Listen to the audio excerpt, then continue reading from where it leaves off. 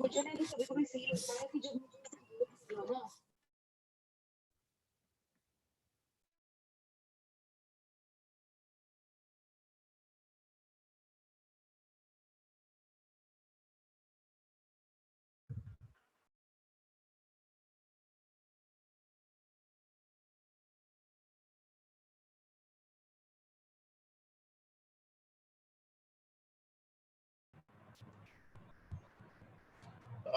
Very good evening to Devayan, Kushal, Christopher, everyone else. We will continue our discussions on integrated marketing communication. Last time, if you recall, we were trying to look at various communication tools that the marketers use to, create demand as well as to build brands. And we said that all the communication tools can broadly be fitting into five kinds of communication tools, starting with advertising, sales promotion, which are the two mass media communications, the most popular ones, with huge amount of money spent every year on these two communication tools, and personal communication tools like face-to-face selling and direct marketing, which uses interactive technology like telephone, mobile, internet, etc. Just give me a second. All right. So you have two mass, two personal communications, and you have public relations, which is kind of both mass and personal, depending upon whether you're looking at traditional PR, which actually happens through opinion leaders and journalists and reporters who write in mass media, be it television, print, etc., and take your message through these experts, to large number of people.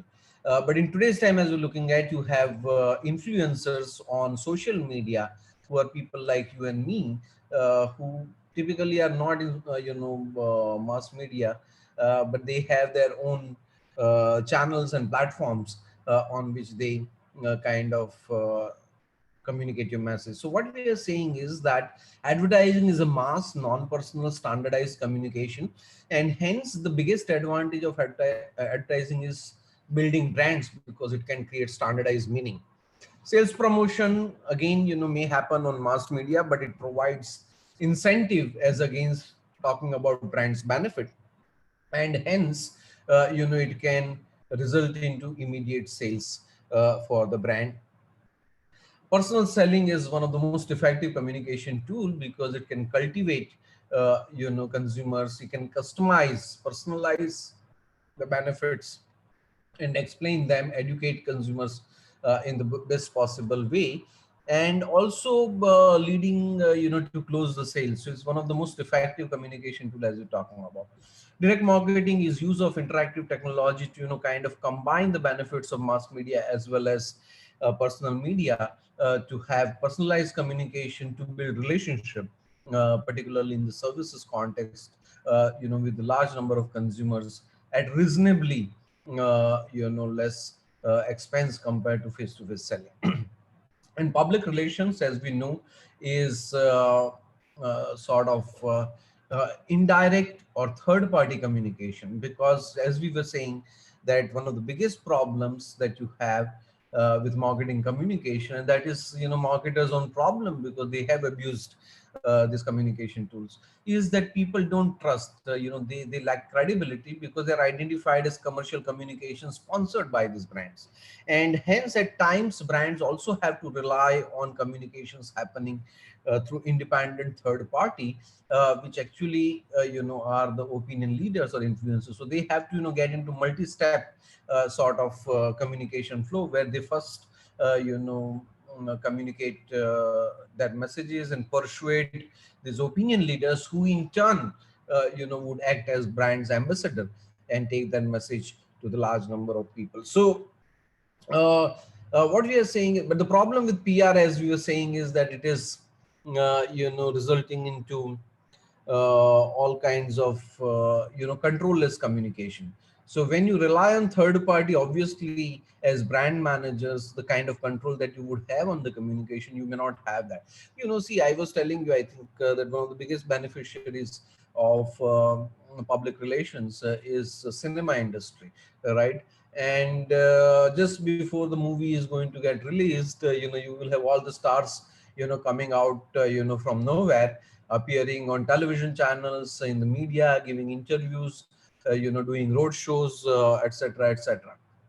And sometimes that lead to some kind of controversies as well.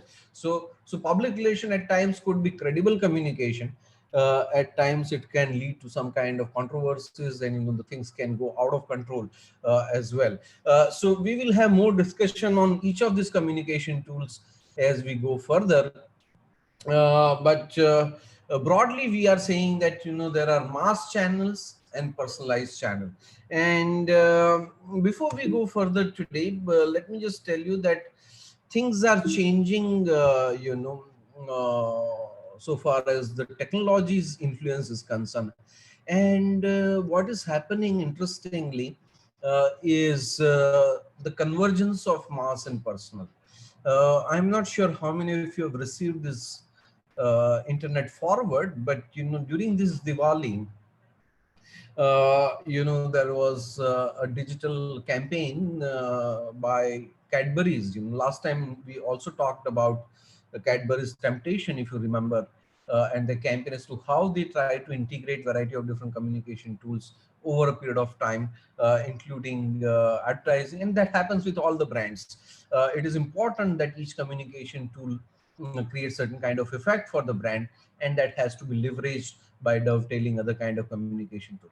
However, the same Cadbury story, if you have to take a look at, I mean, of course, we're not talking about the same story or the Temptation brand, but we are talking about Cadbury's and the recent campaign, which actually, was done through platforms which are technology platforms. But take a look at what they did. Some of you would have received this. Just take a look at this ad, which was part of Cadbury's Mondelez Diwali campaign. So cute. No, I'll meet you guys. आज तो phone छोड़ दे.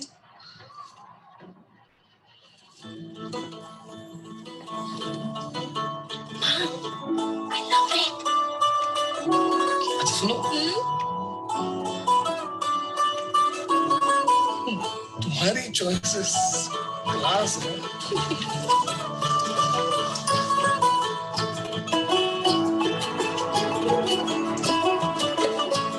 Madam जी ने दी. You like it? और मामी का gift किसी ने नहीं सोचा. सबसे मीठा गिफ्ट तुम्हारे लिए. मेरे लिए. हमारे आसपास की जो दुकानें हैं, उनकी दिवाली भी तो मीठी होनी चाहिए ना.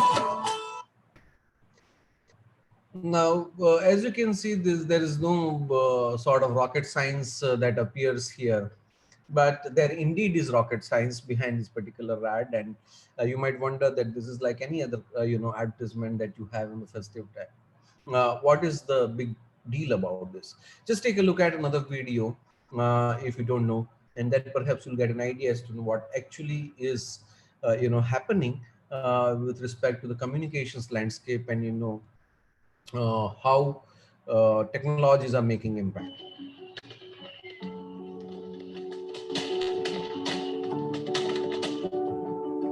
India turned to more than 6 crore small businesses, and they've been fighting for survival after the coronavirus outbreak and the lockdowns.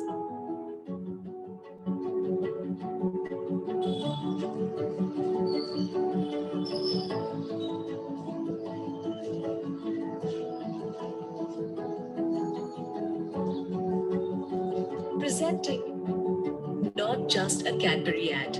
We advertised not just for ourselves, but for thousands of small businesses across India.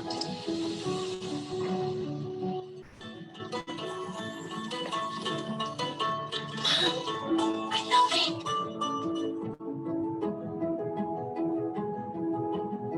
The idea was innovative, but the technology and execution was challenging. Most of the stores in India don't have a digital presence. So we had to manually feed our system to create a database of local retailers, mapping them to their location, which we identified through pin codes.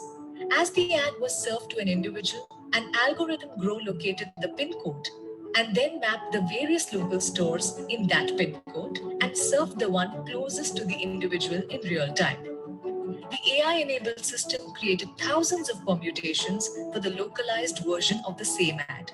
So many that it is even impossible to track. This resulted in the first ever hyper-personalized ad ever. One that ensured every single person that saw the ad supported a local store. Because when all of us support our local stores, all of us can have a happy Diwali, not just a Cadbury ad. So what we are saying is that communication tools, whether they are mass or personal, they have their own strengths and weaknesses, and integration of this becomes important thing. Technology today is, kind of combining them, converging them to create communication tools which are super tools, as we can see. So one, for example, this is a classic example as to how mass communication, something like video communication, uh, multimedia communication can go personalized communication. So an advertisement, which is traditionally a mass communication tool, is actually hyper personalized, as you can see. On the other hand, you have personal selling, which is typically, or a direct marketing, which is typically a very personalized communication tool, is massified through technologies like chatbots and digital assistant that you have. So integration becomes very, very important, because one is effective, other is efficient, one helps in building brand, other helps in generating sales or response. But till the time these technologies become more popular, easy to adopt and access, which is not far away, you perhaps will have to understand that you might use multiple communication tools, and try to integrate them. And like I think we were discussing last time, that you have communication tools like advertising, PR, which are more brand building, and awareness creation communication tools. You have sales promotion, personal selling, direct marketing, which are response driven or sales driven communication tool. And the whole idea of IMC is to allocate resources in such a way that, depending upon the situation, you have a mix of communication which helps you get the best return on your marketing, communication, or promotional expenditure. And this idea of IMC is result oriented, it is ROI driven, and hence it does not rely only on one kind of communication, but the entire basket of communication. And that's why quite often it's called 360-degree branding, or whole egg approach, or holistic communication, or integrated communication.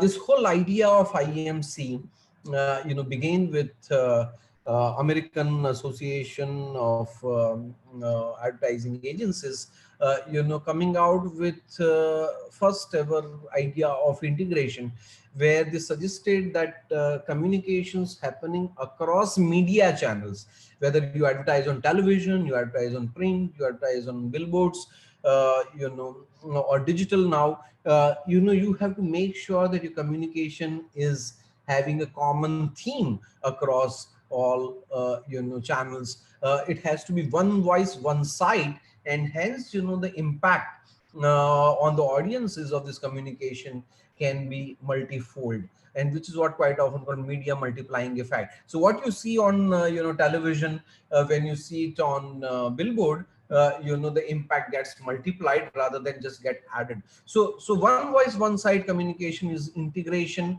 across media channels. But as this idea got more and more refined, it is not just integration across different media channel, it is integration across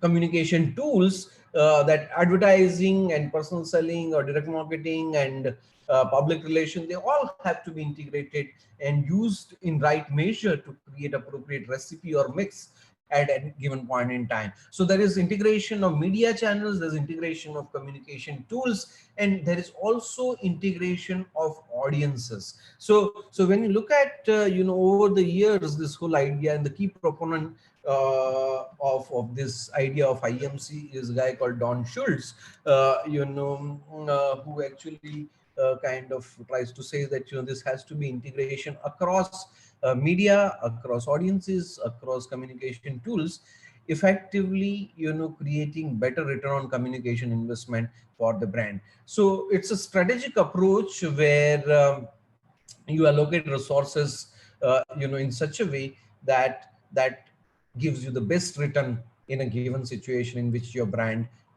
campaign is planned. Now when you talk about audience integration, media integration is, you have common theme, one voice one site across different channels. We also looked at through Cadbury's Temptation ad that how multiple communication tool at different point in time can be emphasized or spend more resources to do that, and which is what generally happens for most of the brands today. But when we talk about audience integration, what are we talking about? Anyone want to respond over chat? What are the audiences that they are concerning? How we are developing campaigns, or what is advocated in IMC with respect to audience integration? Well, Abhishek, that is against the when you say that convergence of target segment, actually you are creating contradiction there. You focus on a segment, but you also kind of try to merge multiple segments. That's not what essentially this whole idea is. The classical marketing idea of target segment still there. It is not challenged in this model when you try to audience integrate, but you are looking at the same target market, but you also appreciate that it is not only the demand which actually creates the sale, it is the supply also, and the supply is happening through a different audience, which is your intermediaries or trade partners. So your distributors, retailers, if they are not happy about your brand, if they don't have goodwill about your brand, if they don't consider your brand worthy of stocking in their outlets, then perhaps you will have a kind of mismatch. So you will have sexy commercials creating great demand, but you would have a problem with supplies. Now, supply is ensured by the salespeople, but the brand manager will have to deal with the salespeople, brief them appropriately, so that they can tell the brand stories, or they can provide incentives, in trade promotion to these distributors and retailers. So it's very, very important that when you develop a campaign, you also try to keep in mind that how, for example, in this Cadbury's campaign itself, you saw that they are talking about local retailers. Of course, not all retailers are important retailers for Cadbury's, but certainly when the last pack gift is given to the lady, that is the Cadbury's, and Cadbury's retailer's name appears, which itself creates a great deal of goodwill for the brand. So trade partners also have to be taken along. Not necessarily that you might have seen some print advertisement where at the end you have a panel where you have where this product is available, and many times you get into what is called cooperative advertising, particularly in consumer durables, automobile, this kind of high value consumer goods. You partner with the local retailers and get into a kind of cooperative or co-branded communication. So apart from that, there are lots of trade promotion that go hand in hand with the consumer promotion. So when you do consumer promotion, you also kind of give off invoice discount, some kind of performance-based incentive, some kind of goodwill building, exercise. But there has to be an integration of that. So you deploy resources to trade, but the demand is not generated, then they will be disappointed. If the demand is generated, the trade is not keeping enough stock, you will have problems. So one is the audience integration, which are the two obvious audiences, customers and the consumers. They have to be integrated. Sometimes you have product categories which actually have multiple audiences even from the demand point of view. Take a look at product category like toothpaste and a brand like Colgate. You see Colgate dental cream advertisement. Who is it talking to? Obviously, it's talking to housewives and the consumers, and trying to talk about benefits of stronger teeth. But you also find that it says that it is advised by the dentist. Take a look at Sensodyne.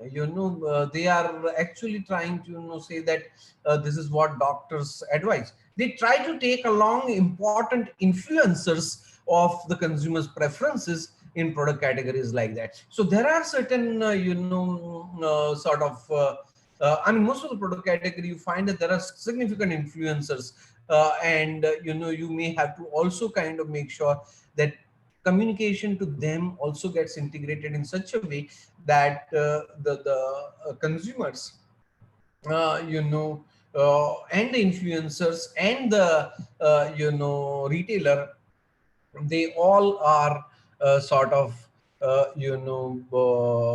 together, consciously and consciously working towards the results that the brand is expecting, both in terms of brand building as well as in terms of the sales. So IMC is about integration of communication at various levels, not just at the media channels, across the communication tools, across the audiences, and the brand managers have to be conscious of planning campaigns which actually try to do that. Having said that, uh, we have to understand that if the idea of integrated marketing communication is this, what as brand managers actually you do. And what we are saying is that one decision is the strategic decision of creating consistent, coordinated, and result-oriented communication campaign, which demands appropriate allocation of resources across different communication tools, media channels, and campaigns target different audience. So you don't kind of create lopsided or skewed allocation of resources, that you only talk to the consumer and the trade is missed out, or you only talk to the consumers but the influencers are never taken along, or you only talk on television but the point of purchase media are ignored, or only do advertising but the sales promotion is not done. So you have to allocate resources, which is what is the strategic planning of marketing communication as a whole. But having done that, you also have to look at that for each of these communication that you have chosen and you've decided to spend money on, resources on, how do you really create effective campaigns, right? So there's whole campaign planning exercise which becomes very, very important for brand managers. And we've seen that. I think today we are going to discuss this case of Gillette Dry Idea, which actually takes you through in great detail as to how product management, brand management team work with the advertising agency to develop campaign. So important area for brand managers when they look at communications planning is how do you really go about developing campaigns using a variety of different communication tools. So large part of this course, from today onwards, we will try to look at as to how do you really plan campaign using a communication tool like advertising, how do you really plan a communication campaign using sales promotion, public relations, direct marketing, uh, word of mouth, etc. And throughout the course, we will look at the nuances of planning communication campaigns using variety of different communication tools which marketers use both to achieve sales as well as to build brand. uh, in this process, they also work with communication partners, which we will see in Gillette case series, where they have to work with what are called advertising and communication agencies and get the best out of them. So there are those areas also that the brand managers have to keep in mind when planning communication campaign. So before we get into advertising planning to begin with, and then subsequently other communication tools campaigns, uh, we have to look at what is a generic planning framework for campaign across all kind of communication tools. And this is no different from the generic planning framework that we discussed on the first day. So any plan begins with situation analysis. There are very clear measurable goals that you plan to achieve. There are action programs, but the connection between goals and action program is the strategy. And then of course, once you have action programs and the activities task, you will have the resources planned, because each of these tasks requires human resources, monetary resources, and you will have your budget, and then you can try to figure out that what is the roadmap towards ultimate objective that you want to reach in terms of the milestone. So broadly, that planning framework, you can apply in travel plan, wedding plan, business plan, marketing plan, or marketing communication plan itself. However, management professionals, all of you are almost there now, generally love this whole idea of creating these frameworks, which are 4Ps, 7S, 5M, 5, 6M, and things like that. So this, marketing communications planning framework quite often is known as 6M framework, just in case if you like that. But you have to keep in mind the broad planning approach that we discussed, which actually says that you have to have goals, means, strategy, and the situation analysis, which actually decides what's the best way to do that, or what should be the strategy. So that essentially is a broad framework. Here you can see the same thing articulated in 6Ms, where the market is the situation analysis of understanding the market, the micro environment in which your brand operates. You can use the framework of 4Cs to understand that, understand companies' past campaigns. You understand the competitors, communications. You look at the consumer's expectation, requirement, and then try to figure out what is the mission of this campaign, what are the goals and objectives that you want to have, and then you try to figure out the resources that you have. Quite often, the brand managers allocate resources across 4Ps, and you have a promotional decision available, but it's an iterative process. So as you put down all your action programs, the sum total of the resources required for all those action programs is matched with the available resources, and in this iterative process, you decide what should be your budget. But the important element of the strategy and action programs are two here in communication planning. What is the message strategy and the action programs? What is the media strategy, the channel strategy, and what are the action programs? So you decide that, and then finally you work out that how you are going to evaluate your performance when you execute this particular plan. What should the milestone? How are you going to measure whether you have achieved your goals or objectives or not? So this is 6M framework is something in line with the generic planning framework that we're looking at, and quite often most of the campaigns are planned using this planning framework. Now, before we get into discussing advertising planning, campaign planning, let's just understand two conceptual frameworks or two theoretical understanding, which actually is important for good sort of scientific planning of campaign. One of them is about the communication process, which is given by this model given by Shannon Weaver way back in 1950s, and this is what is called SMCR model. Now, SMCR model is nothing but sender, message, channel, and receiver. S for sender, M for message, C for channel, and R for receiver. And what it says is that you have two parties in the communication, where you have sender of the communication, you have receiver of the communication, and the sender sends a message over communication channel, which reaches to receiver. Now you might say that what is the idea of discussing this framework, which is so obvious? When communication happens, you have sender and the message is sent over communication channel to receiver. But there are some important aspects to be understood, because when you plan a campaign, the campaign has to be effective. Please understand that every penny counts when you are taking business decision.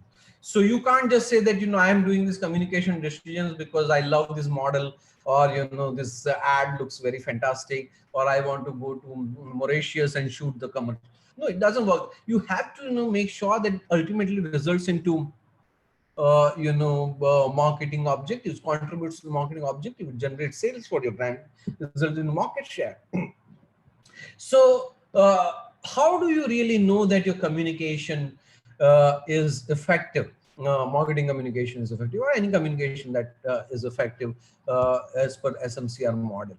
What this model says that a communication is considered to be effective when the sender's understanding is fully transferred to the receiver, right? So for example, right now we are having this communication, and if what perhaps is my understanding, if I'm able to fully transfer it to you, perhaps there is effective communication.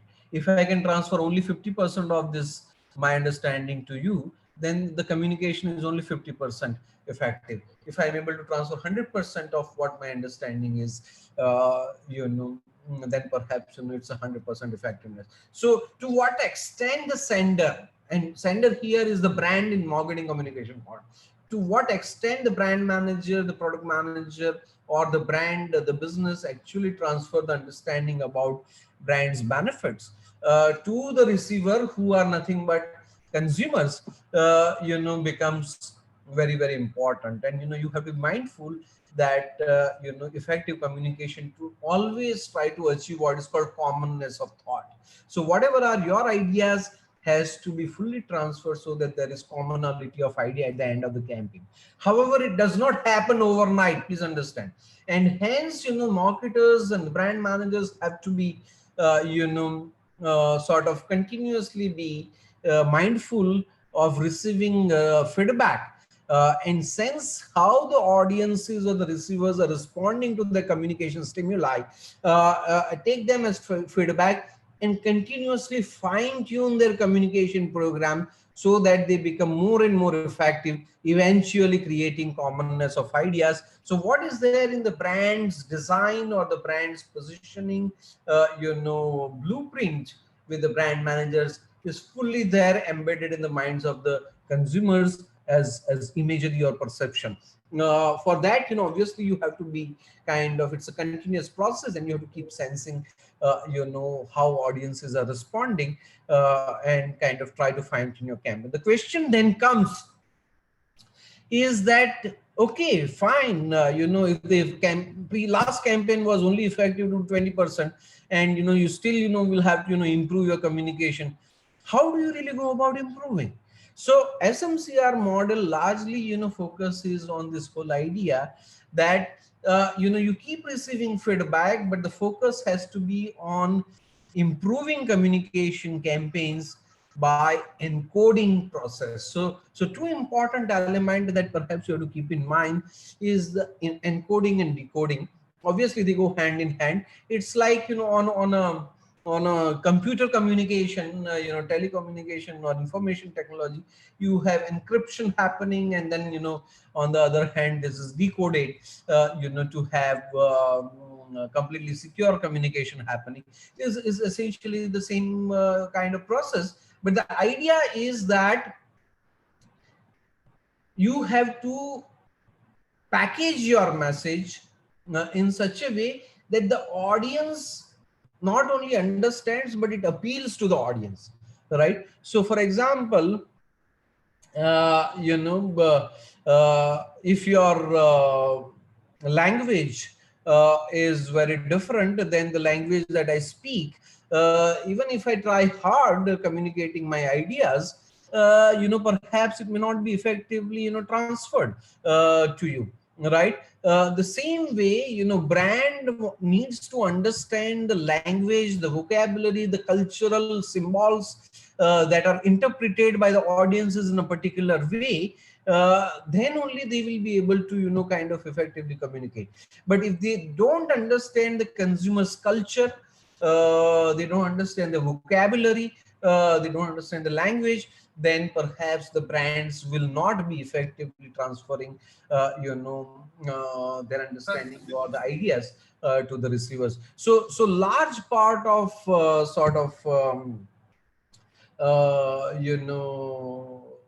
research or scientific understanding in communications planning revolve around understanding audiences, understanding receivers, and that plays very important when you're planning any campaign. So audience research becomes very important. Consumer research becomes very important.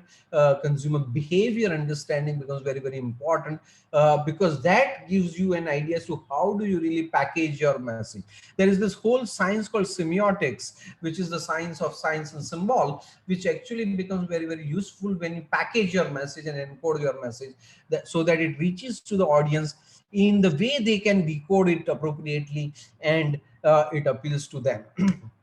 So what I will do is that just to illustrate this idea of encoding and how impactful, effective those communication can become. And again, I am taking help of WhatsApp forward, because quite often if I have to speak to young people like you, then WhatsApp forwards become useful, because that's the encoded world that you might perhaps appreciate. So here is one set of messages I received on WhatsApp, and it actually uses some kind of encoding, which is a symbolic communication, and it turns out to be quite interesting. So this is a conversation. Many of you might have received this. So you have a conversation between boy and a girl, and I don't know how many of you know Hindi. The boy is saying, "Kya tum us party mein maujud thi? Were you there in that party?" And the ladki is throwing some symbolic coded language of emoji, and the boy is maybe of non-WhatsApp era or new to the WhatsApp, is kind of flummox. But then what actually it means. This is the symbol of hathi, and that's what the ladki was trying to say, that yes, I was there. So this conversation goes on like that. The boy asks, kya tumne wahan pe daru pi? I mean, that's the kind of conversation you have between two friends in today's time. And then the girl says, yes, another symbol, hathodi, which is actually the hammer, but it translates in Hindi as hathodi, which actually means a little, and things like that. So what I'm trying to say is that this encoding makes the conversation interesting, provided the person is able to decode. Here the boy is not able to decode, but eventually, as you can see towards the end, the boy is now started speaking the same language as a girl. The whole idea here is that the communication can happen in encoded message, provided and that perhaps quite often could be the most appealing way to communicate with the audiences. So never try to say, for example, if you're trying to talk about brand's benefit, there's one way to kind of prepare a technical literature and put bullet points. This is the best brand, this is what it gives you, and this that. It doesn't work when you talk to the people, because people love communication where there are emotions, there's drama, there's entertainment. They want to see the world of themselves, which resonates with them. So the whole packaging has to be done keeping the audience in mind, and what is their world. And for that you have to do research, and as I was telling you, large part of communication researches actually revolve around understanding receiver. So what we are saying is that communication is about commonness of thought between sender and receiver, and it's not a very easy process. It's a complex process, and you might think that you are trying to communicate in a great way. Like for example, right now it might be illusion that I'm talking to the audience who's willing to listen to me. It's quite possible that quite a lot of you are dozed off, who knows. So it depends on how compelling that communication becomes. So how well packaged that communication becomes, and well packaged essentially means is in the language of the audiences, and hence choosing just the product feature attribute doesn't become more appealing communication. Understanding consumer culture is very, very important. So uh, there is this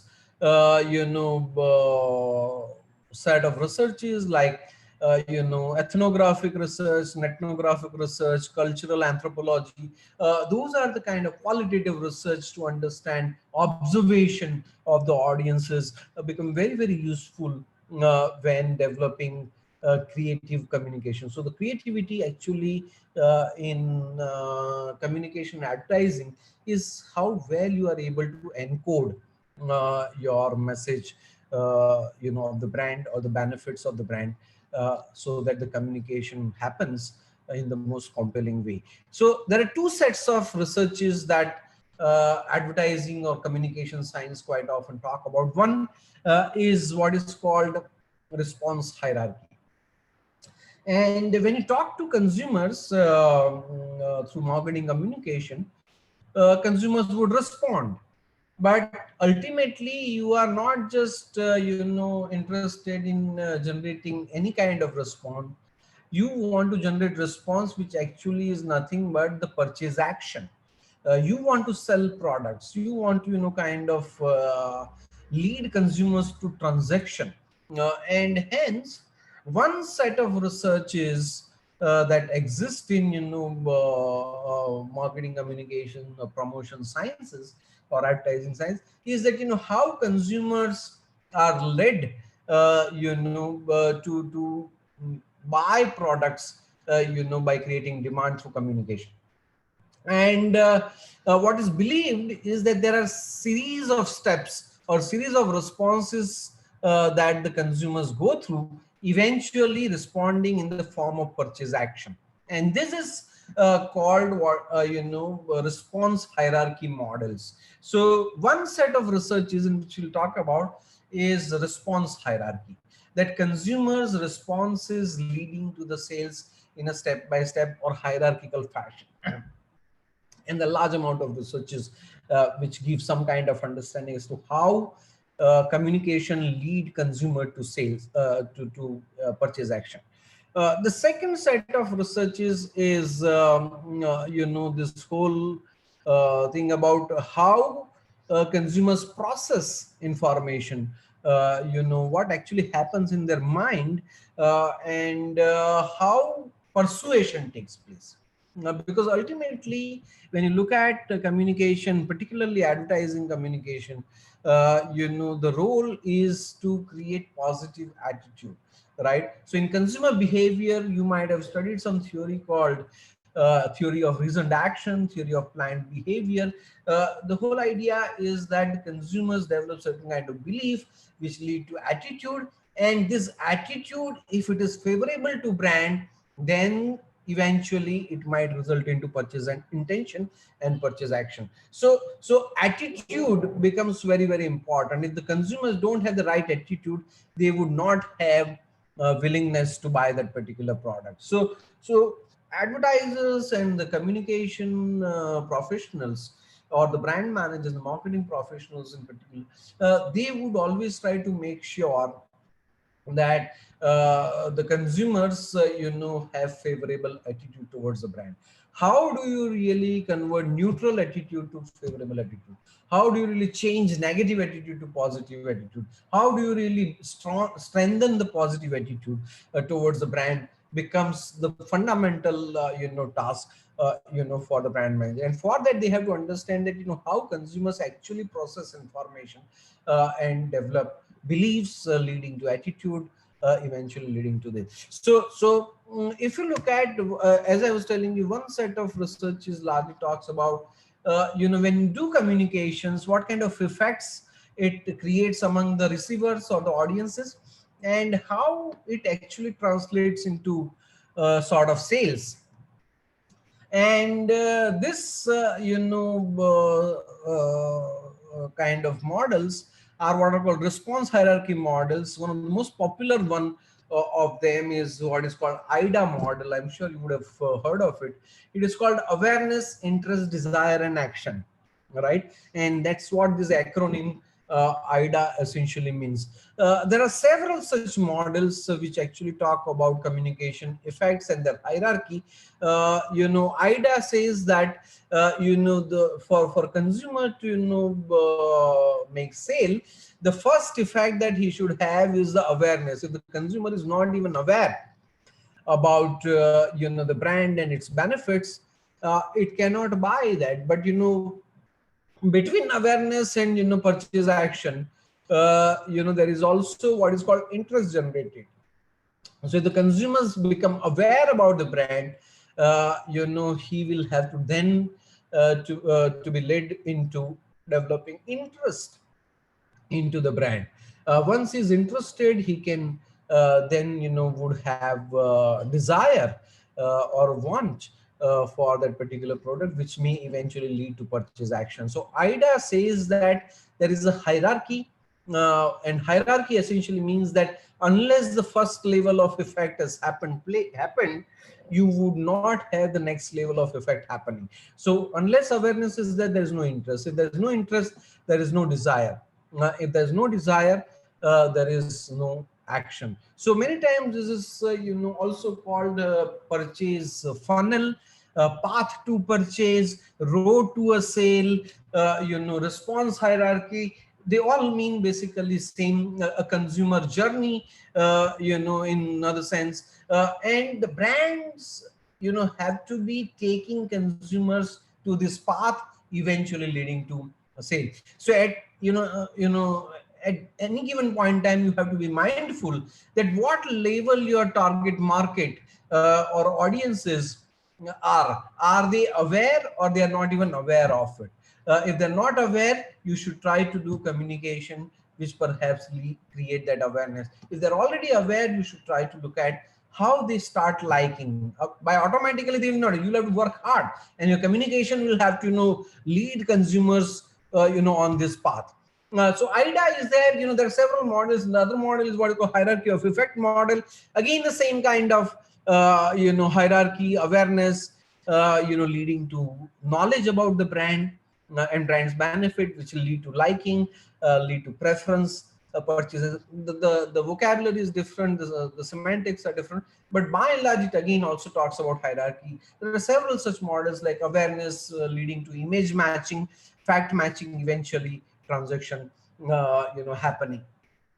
But several of this model, if you try to look at, there is what is called three broad effects in which their hierarchies fit into it, which is, one is the cognitive effect, which is thinking kind of thing, which is mental response. So when communication happens, you may not be responding right now. For example, you could be with your headphones, just simply sitting on your chair in front of the machine, right? But you are responding. Responding need not be the physical sort of response. It could be mental response. So you are becoming aware, you are getting some information, knowledge, which is actually a mental or cognitive response. And this may lead to sort of affective response. And the affective response is your liking for the subject, your preference, your desire to know more about it, your interest. All that becomes affective. That's the first response that we talk about. Cognitive response is a mental response. This is a response from the heart. So you feel emotional about. You start liking it. You pay more interest. Attention. You start loving it. And then finally it might lead to more sort of behavioral response, where you apply to a PhD program and you try to do more, or you go and do application of what you learn here in practice, and build strong brand which are formidable. So what we are trying to say is that there is cognitive action, which is ultimate behavioral response that the brands are expecting from the consumer. They want consumers to go to the store and buy their brands. or go online and order their brands. And before that, they have to make sure that they like their brands. Before that, they want to make sure that they are aware about the brand's benefit. So cognition, affect, and conation is the hierarchy that quite often most of these response hierarchy models talk about. My question to you, just to confirm that all of you are not sort of tuned out, is do you believe that for a sale to take place for a brand, uh, this is the hierarchy through which consumers' responses have to go through. The consumers have to have this series of effect eventually to lead, how confident that this kind of hierarchy is there every time based on your own experience, or any other kind of information that you have. To what extent do you agree with this idea that unless cognition takes place, there is no effect? Unless there is no effect, there is no purchase action. Do you believe that, Abhishek Mittal?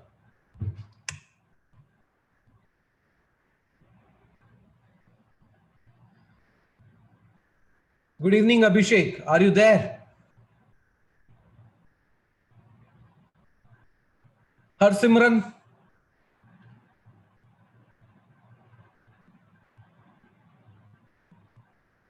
Harsimran, am I audible?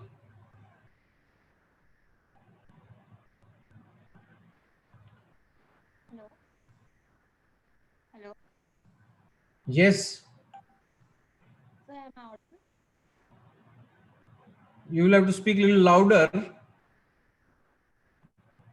to be audible.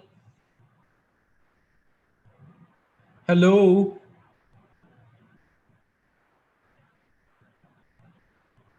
Are you thinking or you are speaking? What's your current, response type? Is it cognitive response or is it behavioral response? Harsimran? Or there's no response? Abhishek? You've woken up, yes. Did you get my question, Abhishek?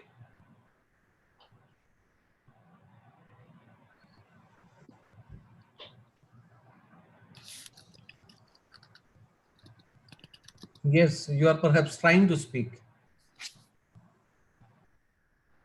Achha, you also have issue with the mic. Harsimran also seems to have issue with mic. Let me see if Vishnu Vinod 23 Yes, has sir. any view on this. Yes, sir. Can you hear Vishnu, me? yes. Do you believe that there is this hierarchy that, this response hierarchy model, talk about exist in reality? When you buy, do you go through this process or this set of, steps?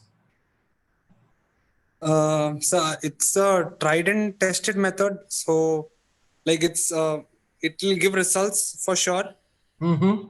But do you believe that all kinds of things that you buy, irrespective of the product category, a consumer, look at yourself perhaps if you don't have any other information, do consumers follow this hierarchy in all situations, or you have any issues with this?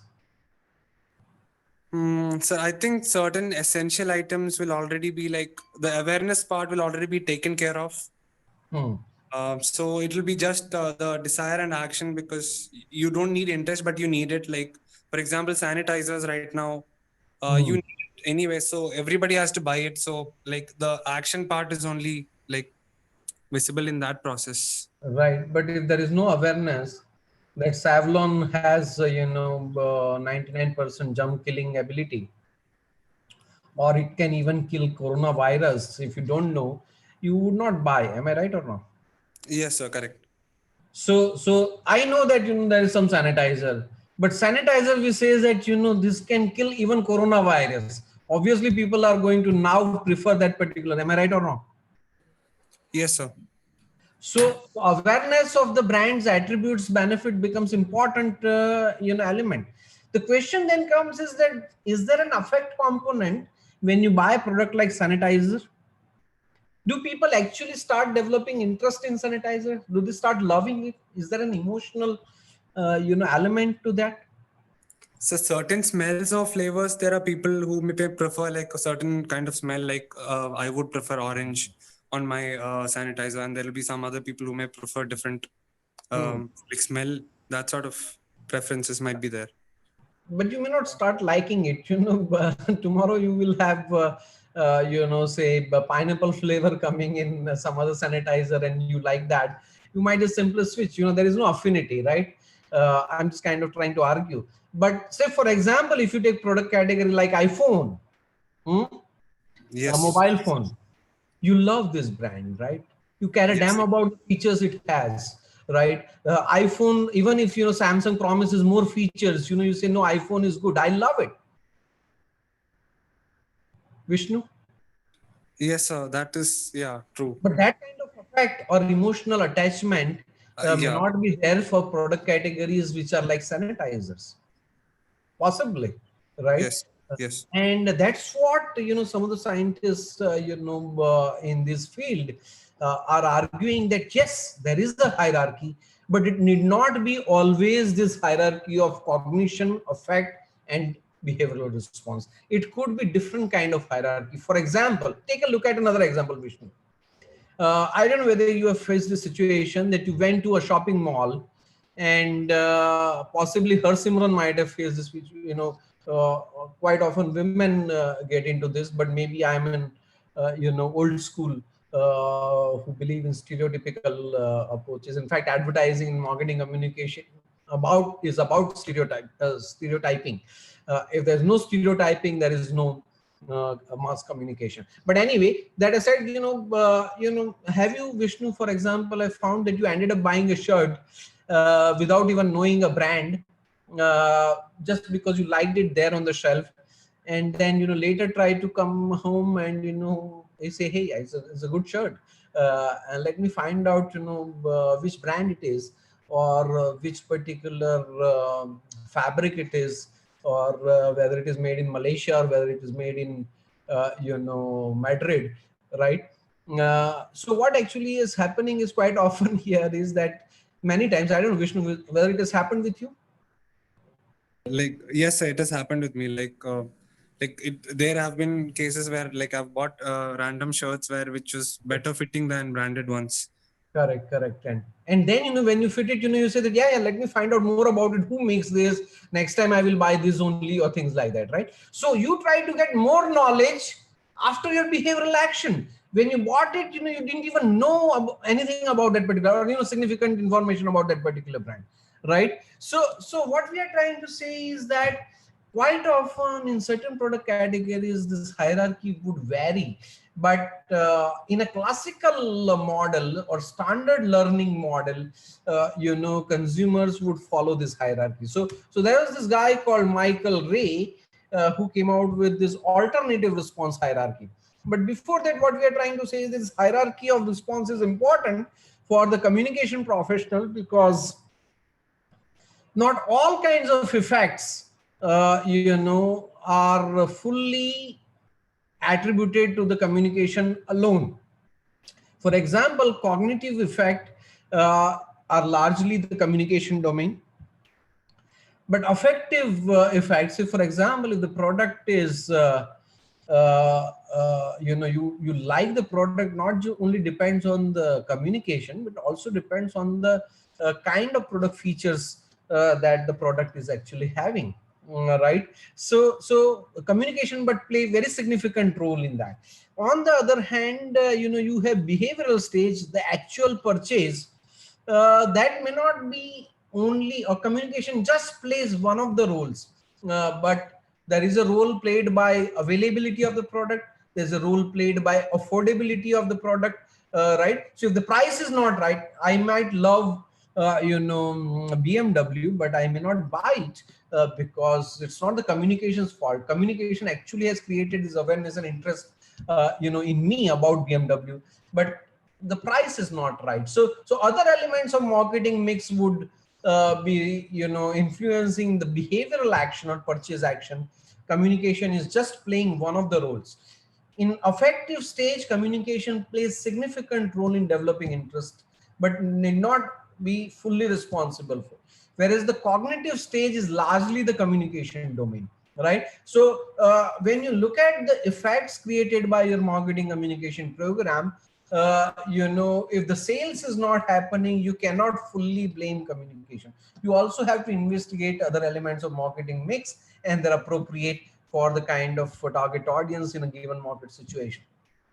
But if the awareness is not happen, if the consumers don't understand brand's benefit, then it's squarely the communication campaigns problem. So advertisers, unlike consumer behavior is sort of course in some of you have taken, is the sort of deeper subject for more application oriented subject like communications planning. So you can't do communication planning if you don't have understanding of consumer behavior theories and models, and how consumers work psychologically, how consumers work sociologically, economically, etc. So but marketing communication people are pretty simple guys. So instead of calling this cognition, affect, conation, such heavy words, they use learn, feel, do. So learning is about learning more about the brands, feeling is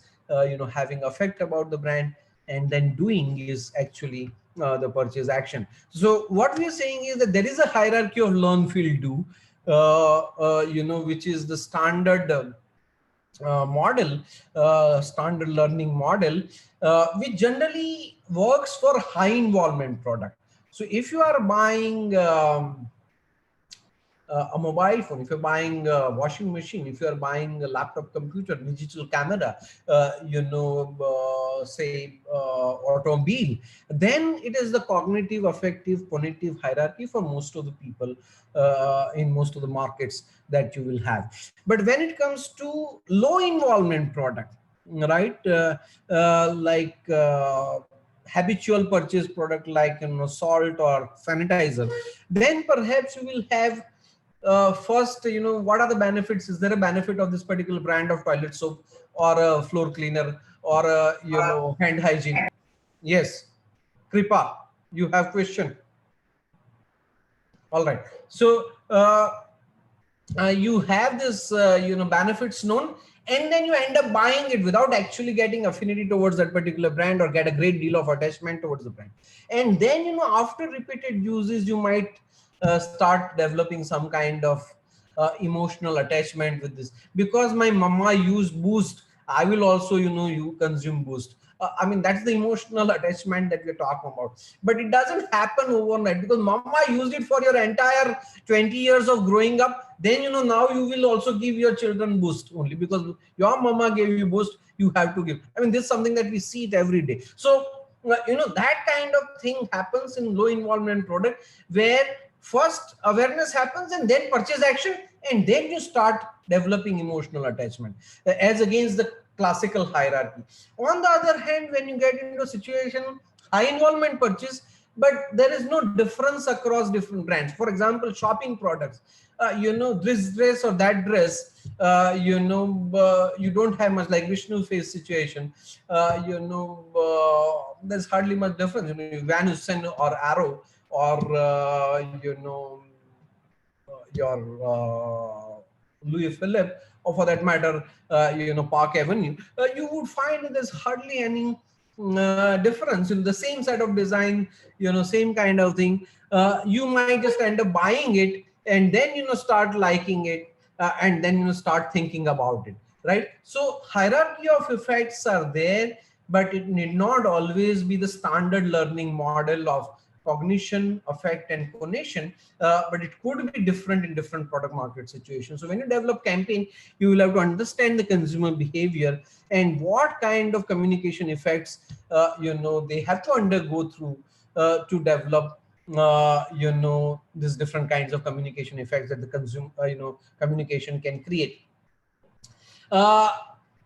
Before we kind of end our first session today and get into case discussion in the next class, let me just juxtapose these two models that we discussed. One is the response hierarchy model, and the other is SMCR model as to how communication takes place. And when you juxtapose this, you get some kind of broad guideline as to how communications can be planned. Please understand that there are lots of nuances, and you have to do lots of research, to kind of take decisions which are quite often $1 million decisions in campaign planning. But broad guideline, based on this two conceptual model, is that SMCR are it provides sort of variables which are perhaps under your control. So who is the source or sender? And source quite often is that, of course, the sender is the brand, but who do you use? Do you use celebrity, or do you use common people, or some kind of employee or an endorser? This is the source will tell the message. That's under your control, that decision. What message you talk about, what benefit you talk about of the brand is under your control. Which media you use to take your message to the consumer is under your control.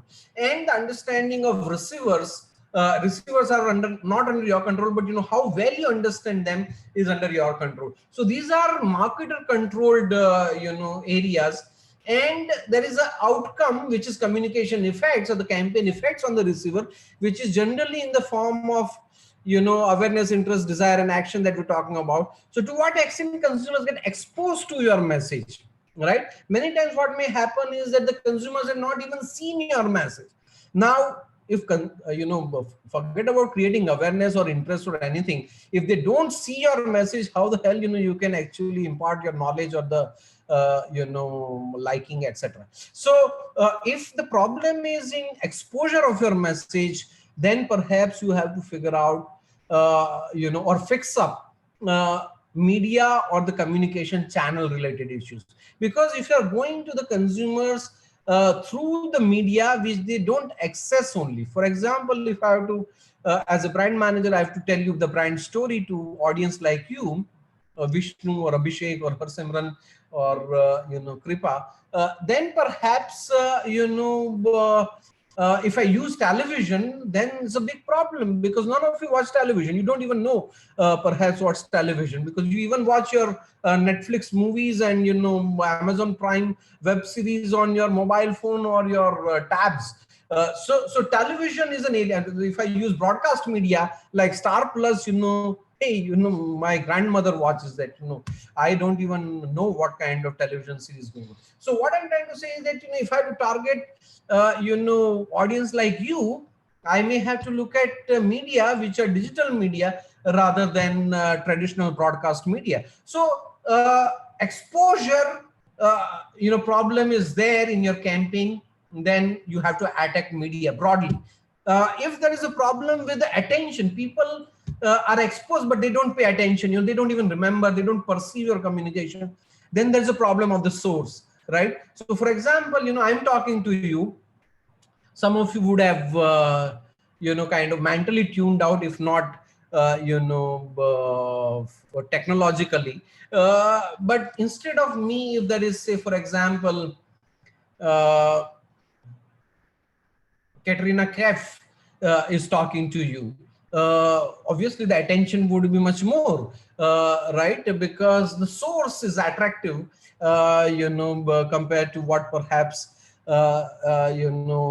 attraction that I may able to generate. So the source, will create attention. If there's, or for example, Mark Zuckerberg comes in this class and, talks to, or for example, placement committee comes, right? The source is, you are going to be listening to, placement committee, because they are the guys who perhaps would, are the powerful source on the campus. And, the attention would depend on this. So if there's attention deficit, that is the kind of effect issue, then you have to fix your source and figure out what kind of, what kind of source you can use in your communication gap.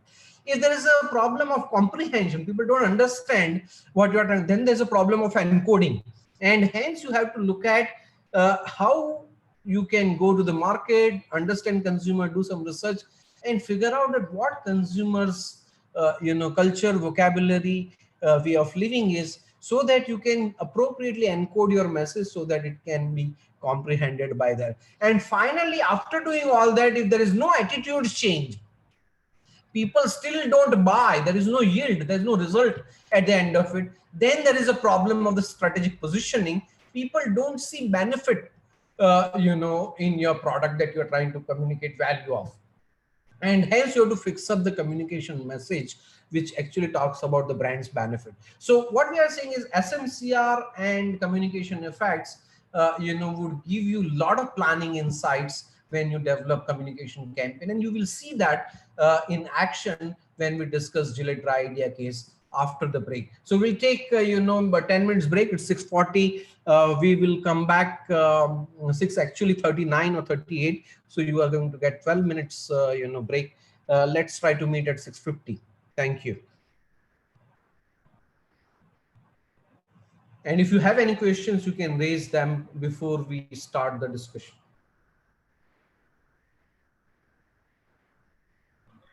So actually, I wanted some clarification on the previous Yes, slide where Kanika. you, yes, sir. So you had shown high involvement and low involvement. So there, what is the definition of involvement? Are we talking in terms of helping somebody make a purchase, or for example, an electronic good, or is was a be an FMCG good, or what is the meaning of involvement in that chart? Involvement essentially deals with, to what extent the consumer is involved when he is making purchase and consumption process. For example, when you buy baking soda or toilet soap, how do you take decision, right? How much time you spend on purchasing, which brand, or deciding which brand to buy, and where to buy and how much to buy and all that. You might be spending maybe few seconds or few minutes to decide. You have a standard choice of toothpaste and toilet soap, that I will only buy biotic soap, or I will only buy forest essential or whatever. So you don't pay too much of effort while buying those product categories. But imagine you have to buy a mobile phone, imagine you have to buy a car, imagine you have to buy insurance, imagine you have to open take a housing loan. You will go to 15 different places, ask your friends, even take a test ride if you're buying a car, visit stores, you look at reviews on online media, and spend hours, months to decide which brand to buy, and where to buy from, and how much money you spend. Am I right or wrong, Kanika? Correct, sir. So, sir, this So involvement is nothing but the level of efforts consumers make in purchasing, and quite often even in consumption, right? right. Understood, sir. So, is it only from the consumer's end, or also from the, I would say, Brand seller's management end? is about consumers. You don't have to think about anything. Your boss comes second. First is consumer. Never think beyond consumer. Consumer is the first if you are doing Right, sir. marketing. Please understand Right, that. sir. There's no Understood, sir. question on that. Right, sir. I was just confused whether it Your spouse comes related. later, first is consumer. Your boss comes later, your consumer is the first one. If you are a brand manager or marketing person. Right, sir. Understood. Thank you so much, sir, for clarifying. Okay.